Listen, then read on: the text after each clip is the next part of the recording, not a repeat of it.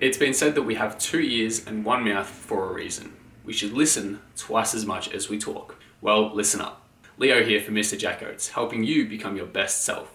Today we'll go through 5 great tips on how to become a better listener in conversations. Keep watching until the end for a bonus tip as well.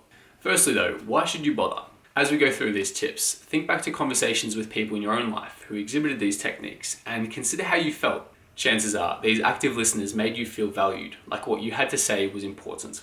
This probably encouraged you to keep speaking and left you with pleasant feelings about your experience with that person. Now flip the script. You're listening to someone and they're getting the same feelings and encouragement that you got from you. You'll be able to get more information from them if that's what you seek, and it'll help you foster deeper relationships. So let's dive in. My first tip is to use facial expressions. If they tell a joke, smile and laugh. If they say something shocking, let the surprise spread to your face. In general, you can just subtly encourage them to keep speaking with a smile or a small curious look. Facial expressions are really important because they let the speaker know that we're not just half listening to be polite, but that we actually understand the context of what is being said. Communication is more than 50% body language, and our face is a huge part of that. And this ties into our second tip, which is to use eye contact. This one shouldn't be a surprising addition to this list. Eye contact is powerful. You should be looking at the person who's speaking to you. That's basic manners 101.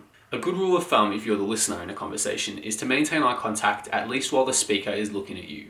If they break eye contact first, let your own eye contact linger a little bit longer and then break eye contact yourself. Generally though, try not to be surveying the area, looking all over the place. Your eye contact should be on the person you're speaking to. If you want to go deeper on eye contact can be broken first by yourself in 3 different ways. Breaking eye contact by looking upwards is seen as dismissive of the person you're speaking to and what they're saying. Conversely, breaking eye contact by looking down can be seen as submissive. And of course, looking off to one side is your safe neutral option. Use this information as you will. Body language is more than just the face though. An active listener should be facing the speaker as much as possible. Try and avoid closed off body language like crossing your arms or having your feet and torso angled in such a way that makes it look like you want to make a break for it. The speaker is going to pick up on that.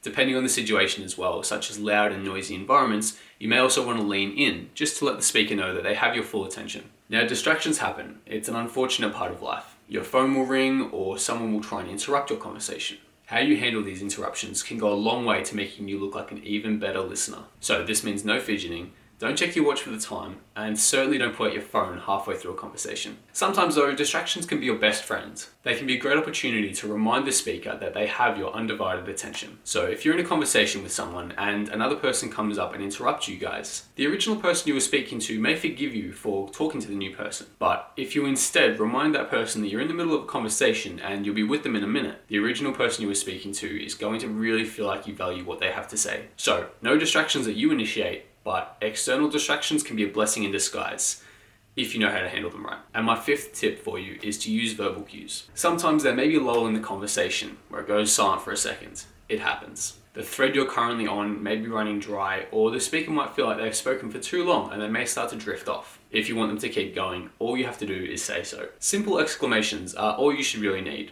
Something simple like, no way, or go on. These are very simple verbal nudges to the speaker to remind them that they have your attention and you're interested in what they're saying. If you need, follow up your exclamation with a question. That's crazy, what happened next? It's so disappointing when that happens. What did you do? These further serve to remind the speaker that you're not just half listening, but you are paying attention to the context in which it's being said. Basically, as the listener, your role in most conversations is to let the speaker know that you understand what is being said and you're interested in it, and to encourage them to continue speaking. This will all come quite naturally if you genuinely care about the speaker and what is being said.